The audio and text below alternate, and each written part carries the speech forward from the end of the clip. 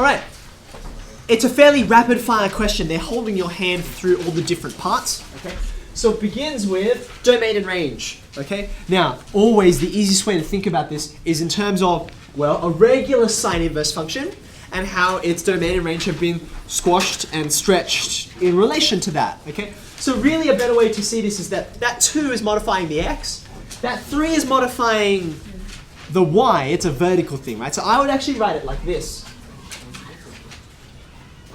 Okay, like so. And then you can treat it with regards to domain and range just like any other inverse trig function, right?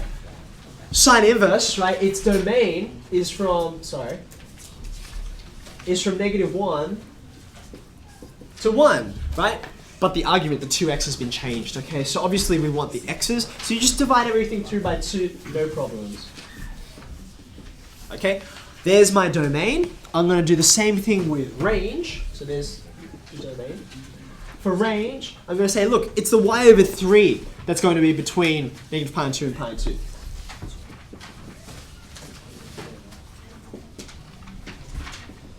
So just as before, I'll just multiply through to get rid of all the other constants and get y by itself.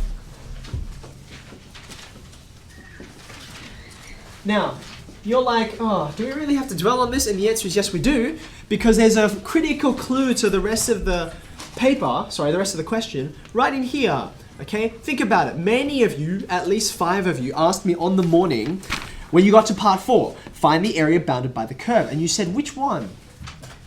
The clue is here. Can you see it? Well, we'll get there in a second, okay? Part 2, let's graph this thing. There's been no shift, it still passes through the origin, so you can draw it just like you draw a regular sine inverse curve. They weren't too stringent on shape, I noticed, but you should have had vertical tangents at the ends. Once you've got your shape, then you put your scale in according to the domain and range that you just defined. Okay, so there's 3 pi on 2. There's negative, and there's all your other values. Okay, so far so good. Part 3, find the inverse function. Inverse function. Now, because this is going to affect us later, I will dwell on how do you find an inverse function. There are 2 things you have to do. And as it happens, you can actually do them in either order, it doesn't matter. Sometimes it's easier to switch them around, okay? You need to, number 1, switch the input and output, right? The x and the y, okay? You're switching variables.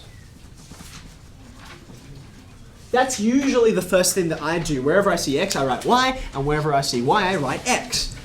The other thing you need to do, the second thing you need to do, is change the subject. Now, as I said, you can do these in reverse order. I could change the subject first and then switch the variables at the very end. In this case, it doesn't matter all that much, does it? Here's what I've got.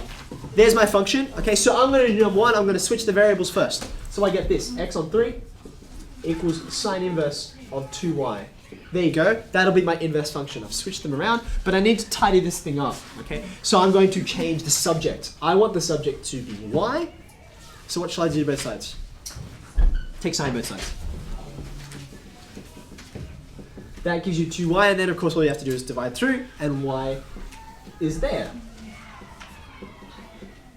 There you go, there's the inverse. Okay, so you can see I did switch variables here, and now I've made it the subject. No problem, okay?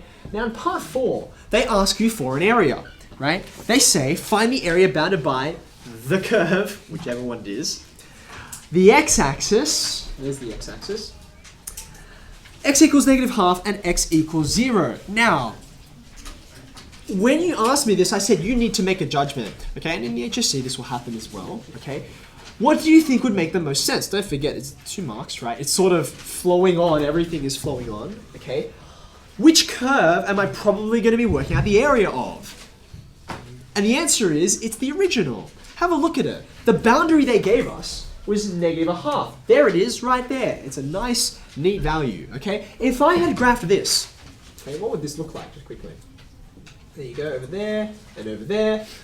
Because this is sine x on 3, that's going to be -pi on 3 there, which is something like 1.04 or 1.05 or something like that, okay? So therefore, negative a half, which was the boundary they told us, is some awkward spot in here.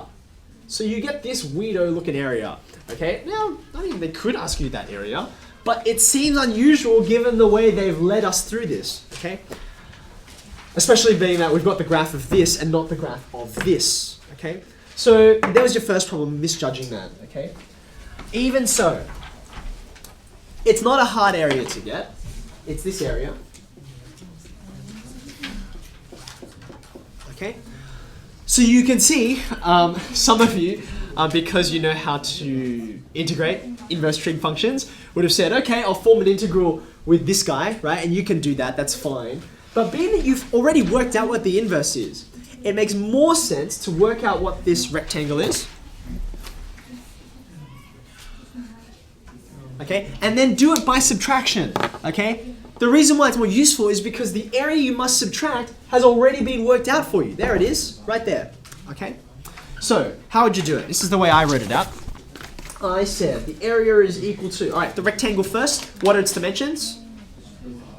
It's a half, right, there, and 3 pi on 2, that way. Okay, so there's my rectangle, no problems.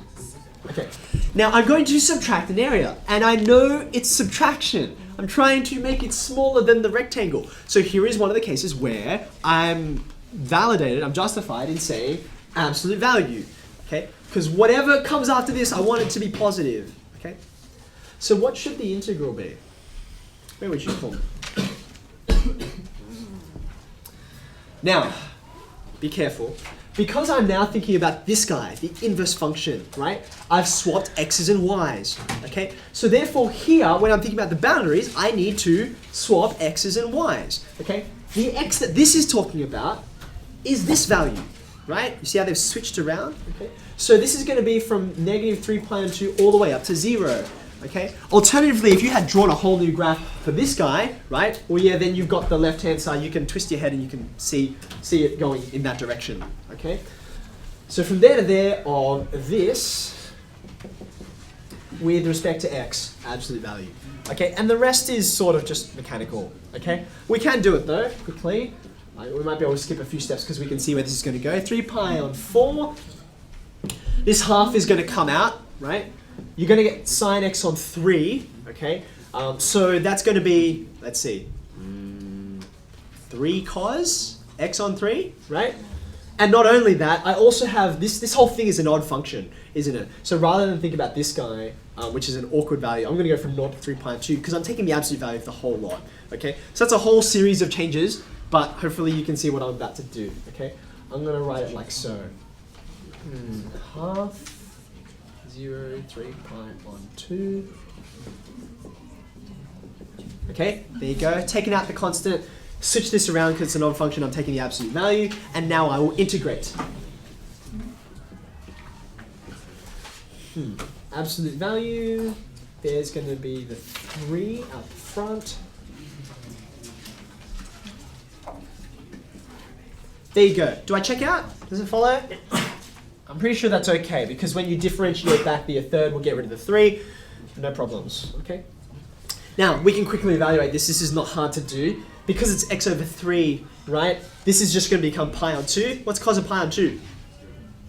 Cos of pi on 2 is 0. Cos of 0 is 1, right? So you're going to get 3 pi on 4 minus the absolute value of negative 3 on 2. Well, actually, it's just negative 3 on 2, I think. Okay. There's a 0 minus 1 in there, which is what makes that negative. Doesn't matter because there's an absolute value sign. And I guess we can just tidy up. What would you take out? I'd take out 3/4, I think. There you go. And that's in units squared. All right. Now that was worth, what was that? 2 marks. 2 marks? Okay. So I would expect the 2 marks to be here in this integration and here in this evaluation and simplifying, okay? All of this, they were leading you in this direction, right? Getting the inverse function so that this step would be really easy to do, okay?